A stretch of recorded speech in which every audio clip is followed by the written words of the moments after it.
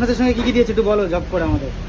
ইলিশ মাছের মধ্যে আছে পোস্ত, তারপরে সর্ষে, সাদা সর্ষে, কালো সর্ষে, কাজু বাদাম, আর আছে তোমার নুন, হলুদ, আর একটু কালো দিয়ে দিচ্ছি মরিচ, মানে লঙ্কাটা না এখন সেরকম ভাল না এখনকার লঙ্কা। নুন, হলুদ, তার এই যে সর্ষের তেল, কি তেল এটা? এগুলো দিয়ে ম্যারিনেট করা হয়েছে, তাই তো? সালদনি। দেখতে পাচ্ছ বন্ধুরা, এখানে কিন্তু মাছ কিন্তু ম্যারিনেট করা রয়েছে এখন। ইলিশ মাছের বাদনি। ওহো, চলে যাচ্ছে দেখো। ভাই ইতিহাস সৃষ্টি হতে যাচ্ছে। দেখো, তেল চলে যাচ্ছে হালকা করে।